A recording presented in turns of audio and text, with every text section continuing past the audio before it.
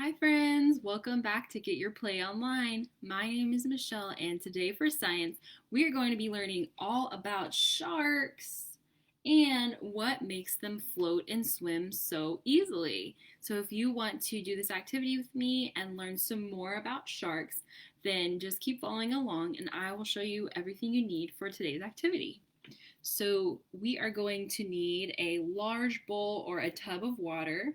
And I have a glass of water right here as well.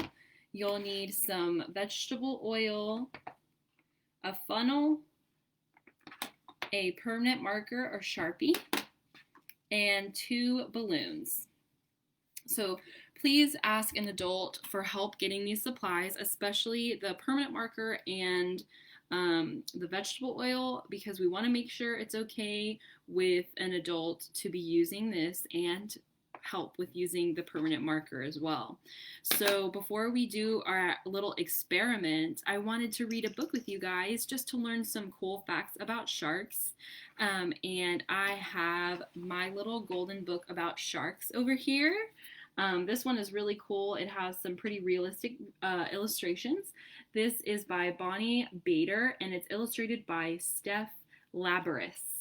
So this is my shark book. Let's go ahead and get started reading.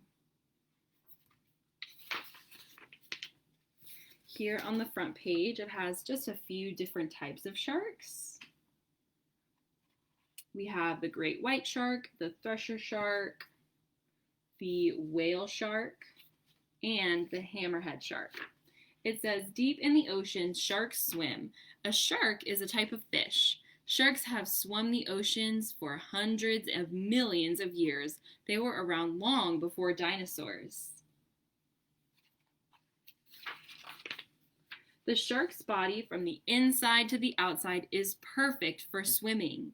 Sharks don't have bones. Their bodies are supported by cartilage. Cartilage feels soft and bendable, not hard like your bones. You have cartilage in your ears and your nose. Cartilage helps sharks turn, swim, and bend easily. So here is a shark's body. And cartilage, if you want to know what cartilage feels like, just grab and wiggle your ear or push down on your nose. That's cartilage, and sharks have that all over their body and inside their body too.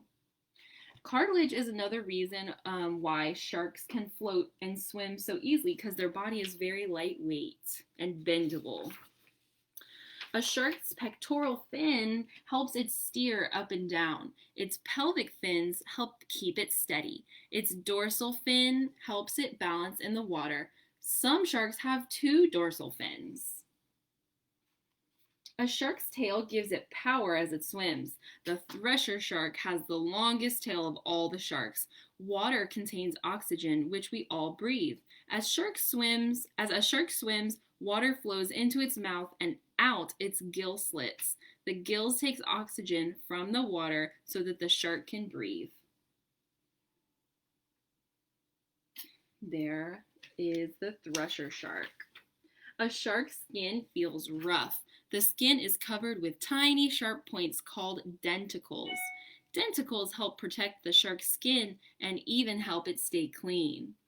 Sharks have rows and rows of teeth in their powerful jaws. When one tooth falls out, a tooth from the row behind moves up and takes its place. It is dark way down in the ocean, but sharks have excellent eyesight. They have a great sense of smell, too.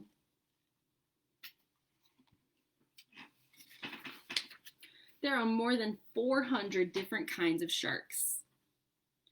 And scientists are still discovering new ones. Here comes the fastest shark in the world. The short fin mako can swim as fast as 60 miles an hour. That's as fast as some cars drive on the highway. This shark is a good hunter and likes to eat squid and sea turtles. It can leap as high as 20 feet to catch a big fish.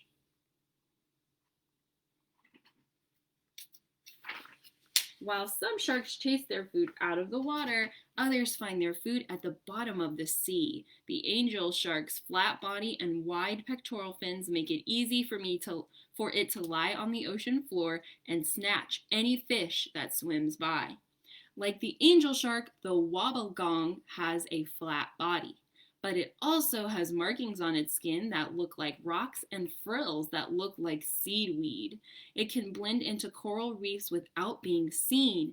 This sneaky shark can creep up on a crab crawling by. Snap, it's dinner time.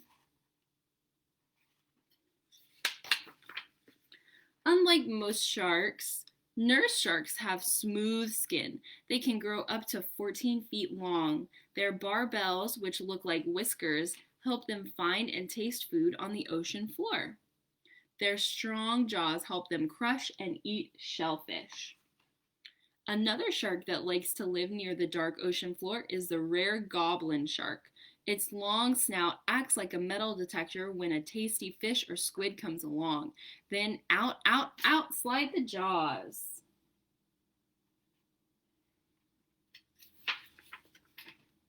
While the goblin shark doesn't like the light, the lantern shark makes its own light in its skin to help attract prey. The light on the shark's belly also helps it become invisible. The lantern shark shines light on the water around it, making the water shine and the shark look dark. Whoosh! A bigger fish swims by and doesn't even see the lantern shark at all. What is that shark with the dark stripes? It's a tiger pup shark. A tiger shark pup. This baby will grow to be 14 to 20 feet long and it will weigh around 1,000 pounds. Tiger sharks will eat any kind of fish, shark, or animal it can find. It has even been known to eat pieces of boats, clothing, tires, and books.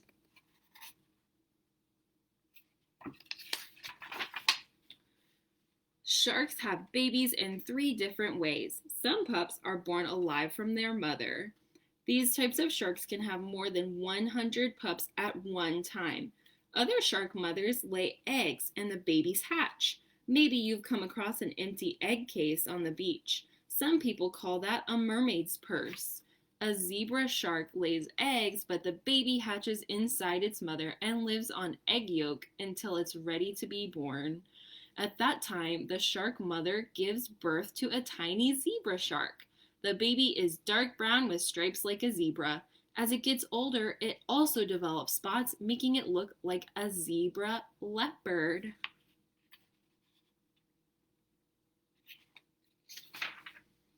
The lemon shark's yellowish color helps it blend into the sandy seafloor. A lemon shark mother gives birth to her babies in the water. She can have between 4 and 17 pups at a time.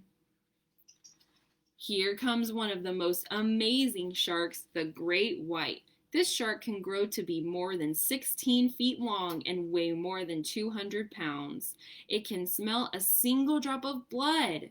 The great white will go above the water to catch seals, sea lions, otters, and turtles in its huge jaws.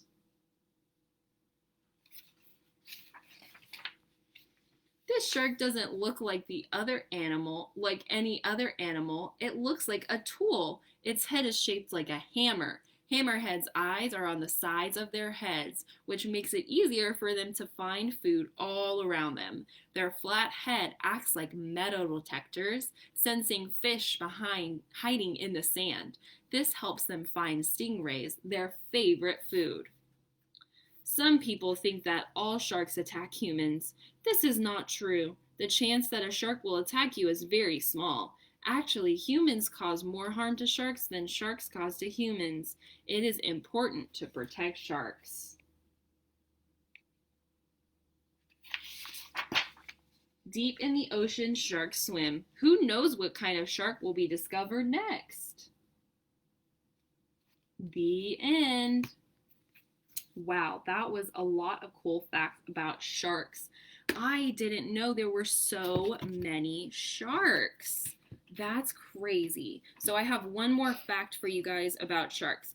Do you remember how we learned that sharks are made of cartilage? They're inside of their bodies, instead of bones, they have cartilage, just like what your ear is made out of. It's nice and soft. That is one thing that helps sharks swim fast and always keep swimming. Something else that helps sharks swim fast and float so that they can swim faster is their oily liver. This is the second key in how sharks float. Oil will float on water because it's less dense. But the shark's huge oil-filled liver can weigh 30% of their entire body weight.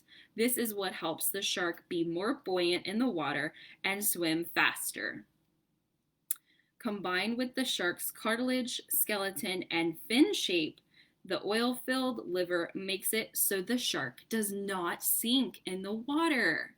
Wow, that is crazy. Can you imagine if you had seen a 2,000-pound shark? Their liver could weigh up to, let's see, 2,000. 30% of 2,000 would be 600 pounds. That would be just their liver alone. That's crazy. And that's because the liver of a shark is full of oil. So we are going to experiment today with some oil and some water and see how exactly the liver of a shark keeps the shark buoyant and floating. So let's scooch down here. We're going to pretend that these balloons are a shark. We have two balloons. So we're going to fill one balloon with water and we're going to fill the other balloon with oil, and we're going to plop them in our big bowl of water and see what happens. Which balloon do you think will be floating the easiest? We're going to find out. So I'm going to set my water here off to the side and we can get our balloons ready, our sharks ready. So the first thing you need to do, like I said, is ask an adult for help if you're going to do this experiment, because we're using vegetable oil and we're using balloons and we're using a permanent marker. So either you can blow up the balloon or you can ask an adult for help blowing up the balloon, but we're just going to blow it up to get it stretched out a little bit so we can put more oil and more water inside. So blow up both of your balloons and let all the air out.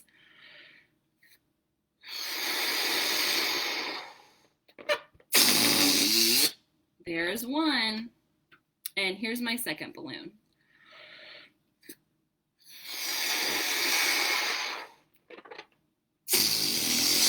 Okay, now that we have our balloons just a little bit more stretched out, we can start filling them up with water and oil.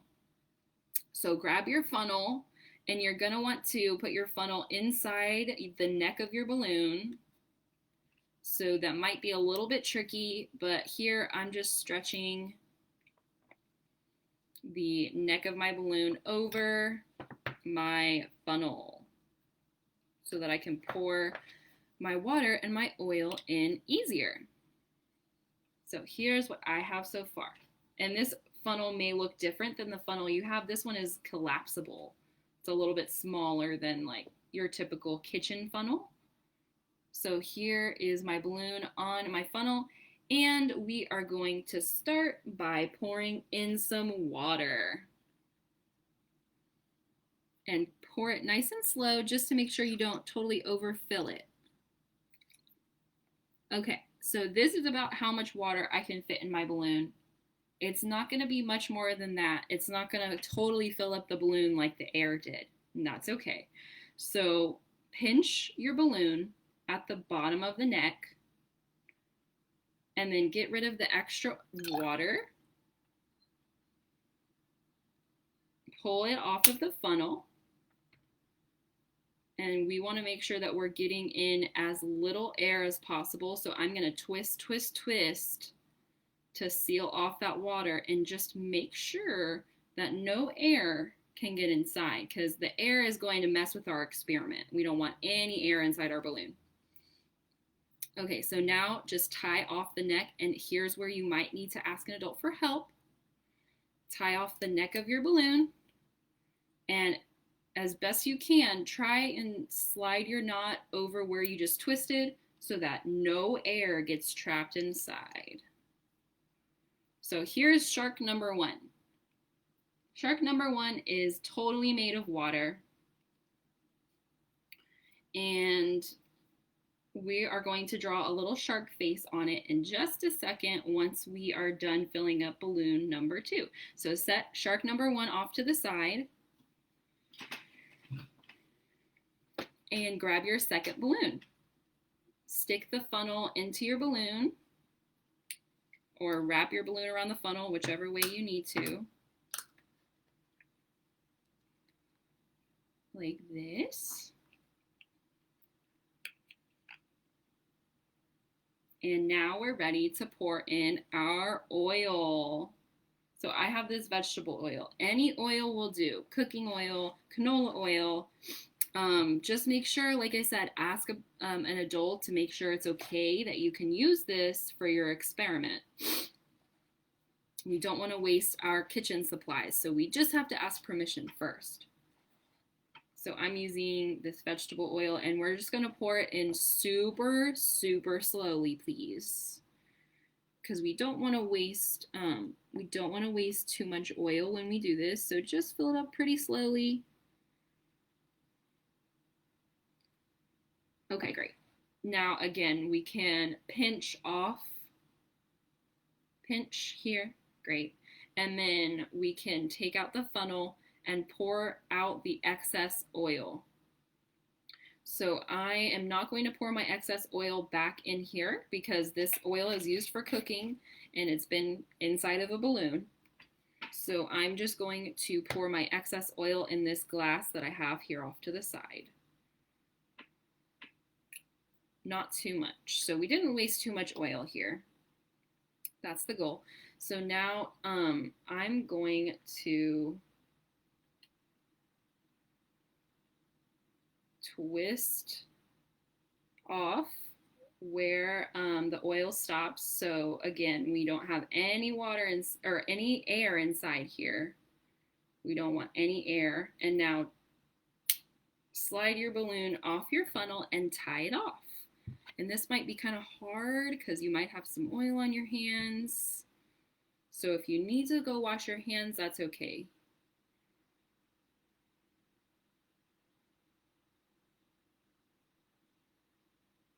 Okay, so let's tie it off as close to the part where you twisted it as you can get it so that there's no air inside. Okay, so here is balloon number 2. And I have pretty oily hands, so I'm gonna run and grab a paper towel really quick.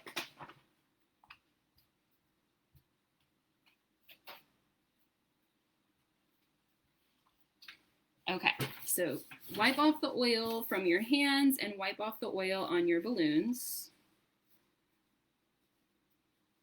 because we're going to draw shark faces on our balloons.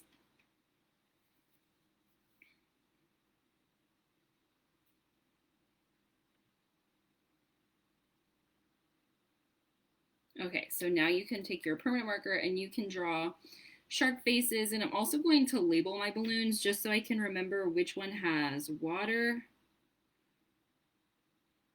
So I'm putting a W on my balloon that has water, and I'm putting an O on my balloon that has oil. Now you can draw your shark face. I'm going to draw a really big mouth with lots of teeth inside, because sharks have so many teeth.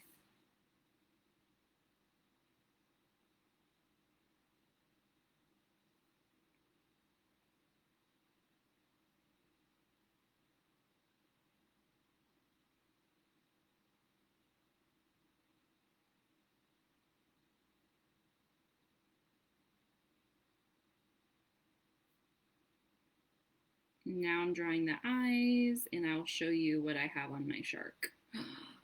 There's my first shark. He's got his mouth wide open.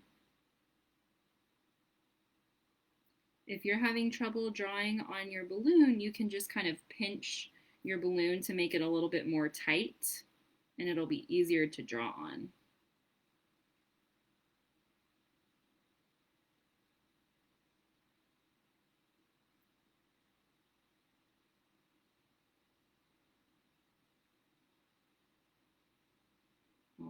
right, so here is my first shark, and this is our oil shark because it has an O on the bottom. So here's shark number 1, and let's draw shark number 2.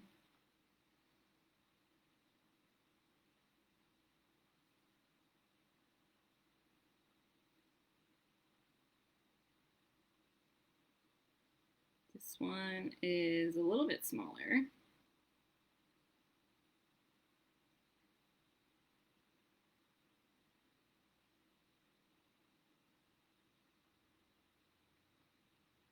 Here is my shark number 2, and this is the water shark. So now we're ready to test our experiment and see which one is going to have an easier time floating in the water. So get your big bowl or your big tub of water. And I'm going to scoot you guys up here just a little.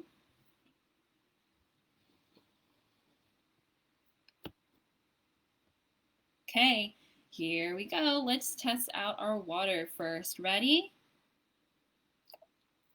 Okay, so the water balloon is kind of floating. It's having a little bit of a hard time staying up on the surface.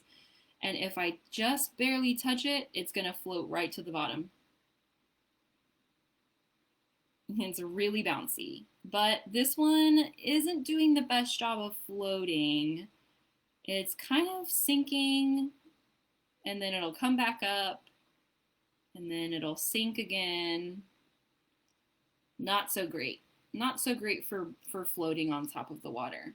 So now let's test our oil. Wow, look at that. Our oil balloon is having a much easier time of floating, and you can push on it and it doesn't go straight to the bottom.